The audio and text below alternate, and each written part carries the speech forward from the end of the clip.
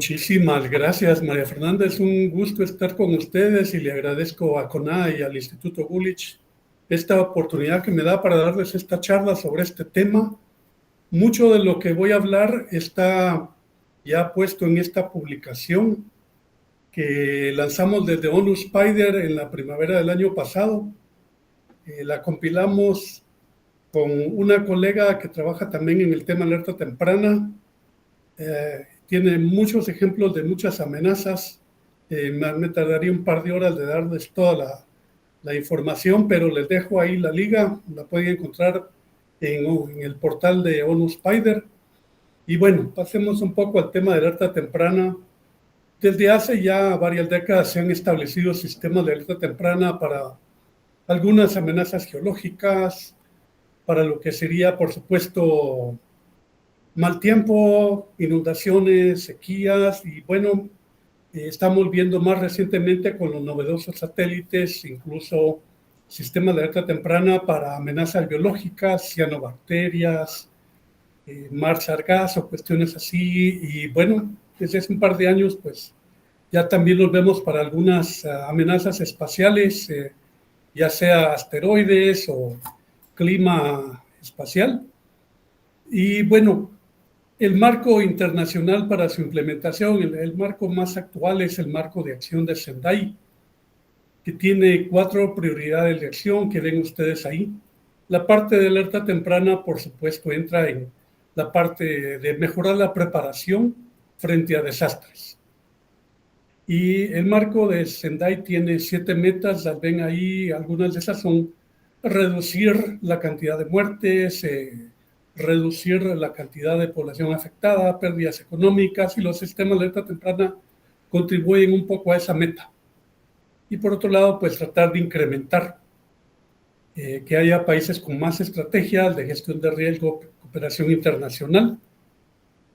Y bueno, para el marco de acción contempla el uso de información satelital. Eso me costó un poco, pero en el año 2014 hicimos un lobby fuerte con varios países y con la Entidad Nacional de Reducción de Riesgos de Desastres de Naciones Unidas para lograr incorporar un par de párrafos en este marco de acción de Sendai.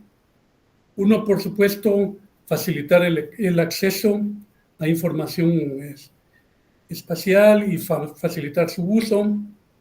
Y a nivel regional, pues también contribuir a el intercambio de esfuerzos, promover el uso también de estas tecnologías. Y más recientemente, hace un par de años, en el 2022, el secretario general de Naciones Unidas lanzó la iniciativa de alerta temprana para todos, para darle impulso a estos sistemas de alerta temprana, y la publicación que les mencioné es una contribución de ONU Spider específicamente a esta iniciativa. En el contexto de sistemas de alerta temprana se habla de 4 elementos básicos que son esenciales para los sistemas eficientes, efectivos y centrados en la población. Por supuesto, se habla de conocer mejor los riesgos y en particular las amenazas. Proveer el servicio de seguimiento y alerta. Ahí estaría la parte de pronóstico de posibles eventos que pueden disparar desastres. La difusión y la comunicación, que son esenciales. Necesitamos que, por supuesto, lleguen las alertas a los usuarios finales, que son los que se benefician de todo esto. Y de igual manera se requiere que haya una capacidad local de respuesta. De nada sirve que se haga un gran esfuerzo en la parte de tener buenos algoritmos para pronóstico y redes de monitoreo si no está esa capacidad de respuesta lista para que la gente responda a las alertas tempranas. En el contexto del sistema de alerta temprana les presento una figura de lo que sería un sistema de alerta temprana y cómo se usan sus distintos componentes, incluyendo la parte de satélites. Muchas de las imágenes de satélites y datos y productos se utilizan para el monitoreo y el pronóstico de eventos capaces de disparar desastres, pero también ya sea los satélites ópticos, los de radar se utilizan para conocer de mejor manera las amenazas. Les voy a dar unos ejemplos y para ver qué es lo que está expuesto. Sin duda alguna, las imágenes satelitales ópticas son las que nos dan la visión más actualizada de qué está expuesto y nos ayudan a delimitar rutas de evacuación, zonas seguras que estén lo más actualizado posible.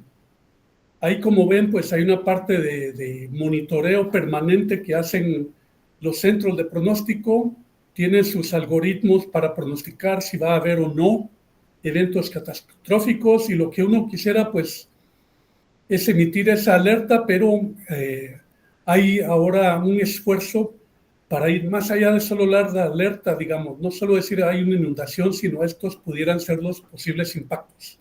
O sea, una alerta también incluyendo información de impactos, y cuando se trata de sequías o fenómenos que tienen una evolución lenta, también se está trabajando en lo que se llamaría financiamiento basado en esos pronósticos, para tratar de minimizar las pérdidas. Las comunicaciones vía satélite siguen siendo y han sido esenciales. En el caso de maremotos, ahora se utilizan para transmitir alertas de un continente a otro o de una región continental a otra. Sigue siendo esencial esa parte, pero también una parte que no siempre se menciona es el uso de tecnologías satelitales, telecomunicaciones, para transmitir datos de sensores en el campo a observatorios o centros nacionales de alerta temprana. También eso es muy, muy importante mencionar, y poco se habla al respecto de eso.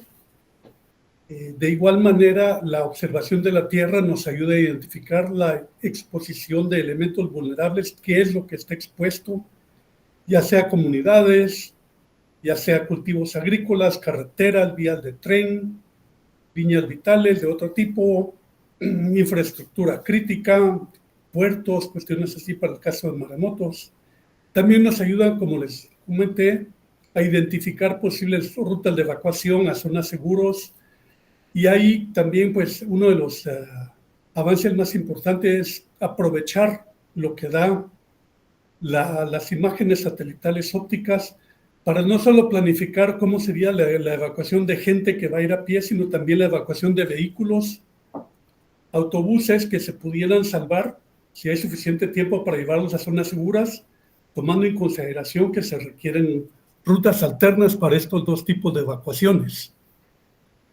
Así como están las imágenes, también hay productos. Ustedes conocerán los modelos digitales de elevación de terreno, que nos ayudan a conocer de mejor manera, modelar amenazas como las inundaciones, las marejadas y los maremotos.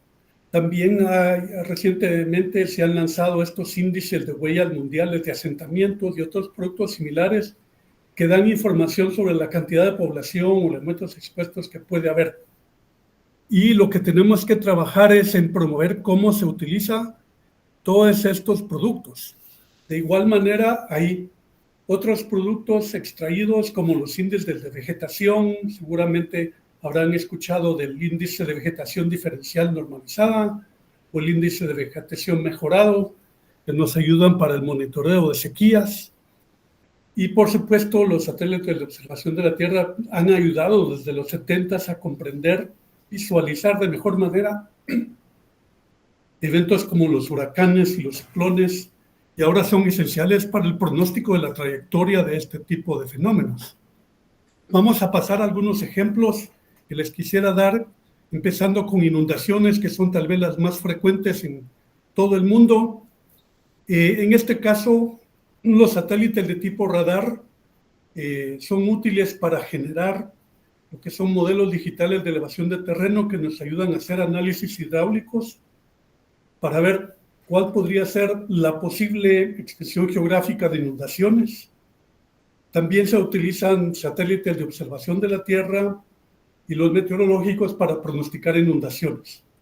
Y obviamente, pues si tuviéramos información sobre la vulnerabilidad y los elementos expuestos, podemos dar una mejor alerta de inundaciones.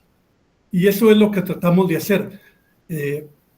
Hacer uso de estos y otros servicios para mejorar los sistemas de alerta temprana.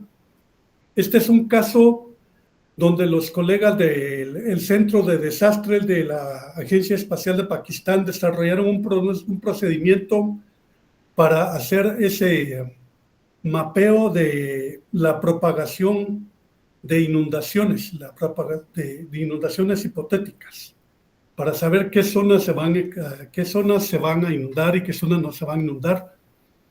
Esto requiere de modelos de elevación digital y el uso de un software que ha desarrollado el Cuerpo de Ingenieros de los Estados Unidos que se llama GEC-RAS, que modela cómo se va a propagar la inundación.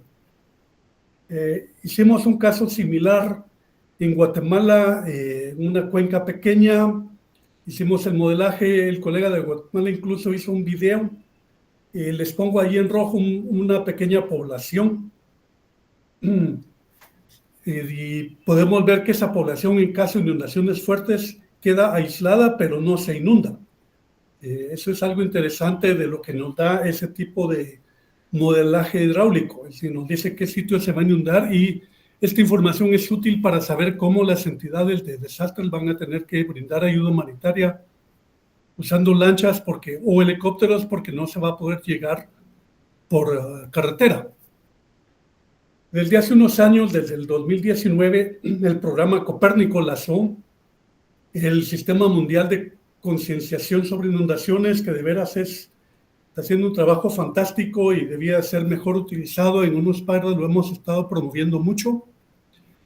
Acá ven ustedes una pantalla del geovisor. El geovisor muestra aquellos canales de río que pueden experimentar inundaciones de distintas magnitudes, por lo general en color amarillo. Lo que significa es que ese segmento del canal de río podría tener inundaciones de corta envergadura que son similares a las que se repiten con periodos de retorno de 2 a 5 años. Cuando ya se presentan en color rojo, pues serían inundaciones mayores, similares a las que se presentan con periodos de retorno de 5 a 20 años. Y muestran unas en color violeta o púrpura, que serían las que serían muy extremas, con periodos de retorno de más de 20 años. Este es un ejemplo de inundaciones en Brasil del año pasado y eventualmente llegaron a Uruguay. Les voy a pasar la secuencia a lo largo de varios días. Si ven, aquí solo tenemos segmentos de los canales en color amarillo, rojo. Un par de días después ya empiezan a ver violetas porque el pronóstico para los siguientes 3 a 10 días es que van a haber inundaciones mucho más severas. Aquí vemos que la situación empeoró y ya son más las zonas que están de color violeta. Tal vez ustedes recuerdan que Porto Alegre experimentó inundaciones muy, muy severas, incluso su aeropuerto se inundó como parte de estas inundaciones y nosotros podíamos ver en glofas cómo iba a ser la propagación de estas inundaciones. Pasemos ahora un poco al tema de sequías. Acá, pues obviamente los satélites de observación de la Tierra, los productos también siguen siendo útiles. Las imágenes de radar nos pueden dar información muy útil sobre cómo está la humedad del suelo. Esto es esencial para cultivos agrícolas, porque entendemos que antes de que uno mire que las hojas empiezan a cambiar de color, el suelo empieza a resecarse. Entonces, la humedad del suelo es un parámetro esencial en lo que son los cultivos agrícolas. También para la parte hidráulica uno puede ver si se están contrayendo los canales de río o los embalses debido a las sequías. Y obviamente, pues si se tiene suficiente información histórica, se pueden mejorar los pronósticos de cuáles podrían ser los impactos de las sequías y, como les comenté, incluso tratar de que los gobiernos designen fondos para reducir el impacto cuando las sequías están siendo cada vez peor. La FAO desarrolló el sistema del índice de estrés agrícola, que utiliza datos satelitales, tienen un caso específico para países, muy útil. Ellos sí trabajan con los ministerios de agricultura de varios países para que los países aprovechen este tipo de información satelital para darle respuesta a las futuras sequías. El programa Copérnico también tiene un observatorio global de sequía, con información de los países que están experimentando sequías. El observatorio tiene una capa interesante. En la parte izquierda ustedes pueden seleccionar qué capas quieren. Como les mencioné, hay información que da sobre humedad del suelo. Este es hace unos años en África del Sur. Ahí podían ver ustedes cómo está la información de suelo, de humedad del suelo, que es muy útil para la agricultura. Esa región de África estuvo experimentando inundaciones muy severas en años recientes. Con el apoyo de los colegas de la Universidad Federal de Santa María de Brasil, desarrollamos un procedimiento paso a paso en OneSpider para hacer uso del índice de vegetación mejorado. Y sobre todo la integración de formato multitemporal de estos índices para dar un monitoreo de la sequía en varias regiones. Aquí hacemos una comparación del índice de condición vegetal y el índice estándar de vegetación. La diferencia entre estos dos índices en realidad miran cómo está el color de las hojas. Para eso utilizan la comparación de la reflexión de las hojas en el color rojo y el infrarrojo, y cuando las hojas cambian de color por el cambio en la clorofila, cambia esa relación entre la reflexión del rojo y el infrarrojo. Entonces, en el índice de condición vegetal, lo que se hace es que se compara el color de las hojas en un momento dado con lo que serían el color de las hojas cuando la vegetación es muy verde o cuando la vegetación está muy seca. Lo compara con respecto a los extremos. En comparación, el índice estándar de vegetación lo que hace es compararlo contra el promedio del color de la vegetación. Digamos, se calcula el promedio a lo largo de 15 o 20 o 22 años. Con MODI se puede hacer hasta 24 años, creo yo, o 25, creo que sigue funcionando. Uno saca el promedio para cada píxel de cómo ha estado para un día juliano, cuál ha sido el promedio del color de la vegetación, y para cualquier día de cualquier año uno puede ver qué tanto se ha alejado en ese año del promedio. Ese índice nos convence más porque creo que lo puede entender mejor la gente agrícola. Puede entender qué tan alejado está del promedio para una sequía de lo que ha sido una temporada normal. Y como aquí les muestro, no va a poder más, pero esto es El Salvador a lo largo de 20 años, cada 16 días. Estos mapas se actualizan cada 16 días y nos ayudan a determinar cuáles han sido los años más severos. Con respecto a sequías, El Salvador y algunas regiones de Centroamérica experimentaron una sequía muy fuerte a final de los años 2000, 2001. De ahí hubo una sequía fuerte en el 2008, 2009 un poco. Interesantemente, acá no se ve, o sea, no lo pudimos detectar, pero El Salvador se estuvo quejando de que había una sequía muy fuerte en el 2018, pero en realidad no la detectamos. No sé si pueden ver mi cursor, pero aquí estaba el problema del 2018. El satélite MODIS en realidad no podía detectar que esto hubiera sido peor. Esto que ven aquí es el año 2014-2015, cuando hubo un fenómeno del Niño fuerte. Entonces, no sabemos si esto es lo que alguna vez un colega del Servicio Meteorológico de Sri Lanka me dijo que era una sequía política. Cuando algunos alcaldes quieren sacarle dinero al gobierno central y entonces empiezan a hablar de que hay una sequía en su municipio. Entonces, también sí nos ayuda mucho a ver ese tipo de cuestiones. Y claro, como esto se está actualizando cada 16 días, es algo excelente para poder dar seguimiento a cómo se está manifestando una sequía. En el caso de incendios forestales, pues hay un sistema global, mundial de información sobre incendios forestales del programa Copérnicos y del programa GEO y de la NASA. Contiene información muy útil, dice que cómo está la situación de incendios en todo el mundo. Acá pueden ver ustedes, combina varios tipos de observaciones de la Tierra, el índice de peligro de fuego, otros. Uno de los expertos del Instituto Geográfico Agustín Codazzi de Colombia, que es otra de las oficinas regionales de apoyo de ONU Spider, desarrolló para ONU Spider un sistema de apoyo para la toma de decisiones. Está hecho para funcionar en 3 pantallas.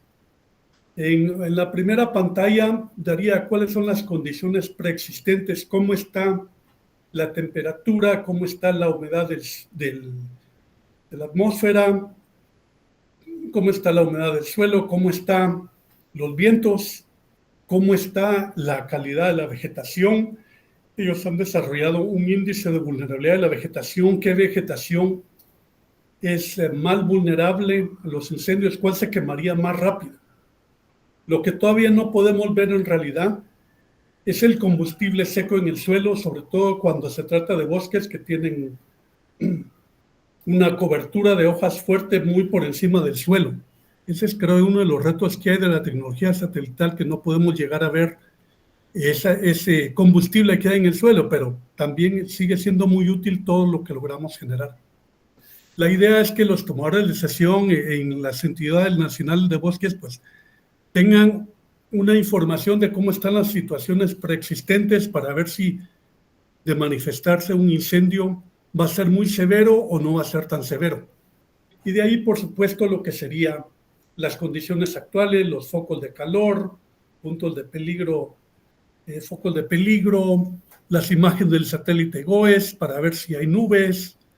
Esa es la segunda pantalla. Y la tercera pantalla, si ya hubo incendios, pues cómo estuvo el nivel de severidad del incendio, otra información complementaria.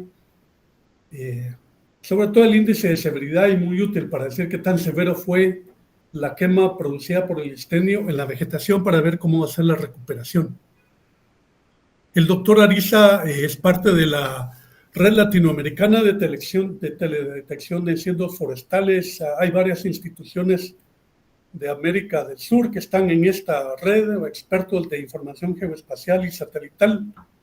Creo que en Argentina hay expertos de la entidad que mira el tema de bosques. Y en el caso de marejadas, este fue el primer ejemplo que hicimos para promover el uso de modelos de elevación digital, para tratar de incentivar su uso, para que se haga, tener una primera aproximación de hasta dónde podría llegar la inundación debido a una marejada. Las marejadas, a distinción de los tsunamis, tienen poca velocidad, entonces uno sí pudiera usar los modelos de elevación digital, sobre todo los de mayor resolución, para ver, aquí hay un ejemplo de cómo sería una inundación. Si el mar sube 1 metro sobre el nivel del mar, o 3 metros o 5 metros, está hecho para la ciudad de Accra, en Ghana. Tenemos el procedimiento paso a paso. Tengo entendido que ahora el programa Copérnico lanzó desde el año pasado un modelo de elevación digital FABDEM con una resolución que creo que es de 15 metros, que podría dar un resultado interesante comparado con esto. Tal vez este se hizo con un modelo comercial de Airbus, WorldDEM, pero claro, es como por ser comercial, pues no es gratis como para que lo podamos usar en todo el mundo.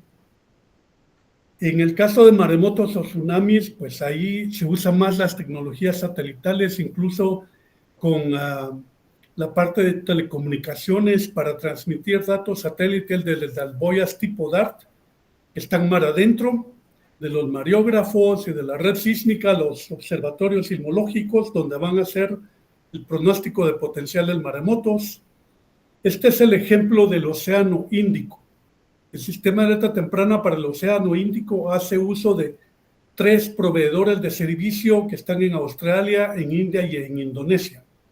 Estos proveedores de servicio son los que reciben todo este tipo de información del campo, y entonces dan el primer aviso a través de los institutos meteorológicos de si puede haber o no un maremoto, y ya posteriormente los centros nacionales de alerta son los que divulgarán la alerta utilizando distintos medios. En el caso de amenazas biológicas también hay avances utilizando sobre todo las ventajas de los nuevos satélites. Yo creo que va a haber una mejoría cuando ya le saquemos más el jugo, saquemos mayor información de los satélites hiperespectrales. Este es un ejemplo del sistema de alerta temprana para lo que son brotes o floraciones de algas nocivas como los cianobacteria. Esto lo maneja NOAA y el Centro de Amenazas Costeras de Estados Unidos. Este es un ejemplo para un lago Erie al norte, fronterizo con Canadá. No sé si en CONAE hacen algo similar, pero se podría hacer. Ahora voy a pasar un poco a la parte más espacial, que es lo que ven las agencias espaciales. Desde el 2010 se empezó a trabajar en lo que es la red internacional de alerta temprana por asteroides. Tiene diversas agencias espaciales. CONAE, creo que el miembro de ese esfuerzo, estuvo apoyando estos esfuerzos para el establecimiento de ese sistema. La Oficina para Asuntos del Espacio Extraterrestre de Naciones Unidas ayuda como secretariado para esto. Y hay varios observatorios astronómicos que están continuamente monitoreando el cielo para detectar. Y la parte de alerta temprana acá es interesante porque además de esta red global de monitoreo de asteroides para posibles alertas, hay un esfuerzo de varias agencias espaciales, MPAG. Esta sería quien daría una respuesta espacial con la meta de desarrollar misiones que se lanzaran para desviar la órbita o trayectoria del meteorito para que no impacte el planeta Tierra. Eso para aquellos meteoritos que estarán como a 10, 15, 30 años de posibles impactos con la Tierra. Hay que resolver algunos problemas, pero ellos ya están viendo eso, hacen algunas simulaciones. Lo que se trata de hacer ahora es tratar de ver por dónde también podría impactar en el planeta Tierra, y entonces ya ahí sería más una responsabilidad de las entidades nacionales de desastres y tal vez Naciones Unidas de planificar una respuesta a un posible impacto del meteorito. También ya hemos empezado a ver algo interesante de sistemas satelitales, ahí por la falta de ortografía, en caso de tormentas solares, del clima espacial. La Agencia Europea tiene ya un sistema de alerta temprana para eso, la NASA tiene, en Estados Unidos también tiene otro, ¿no?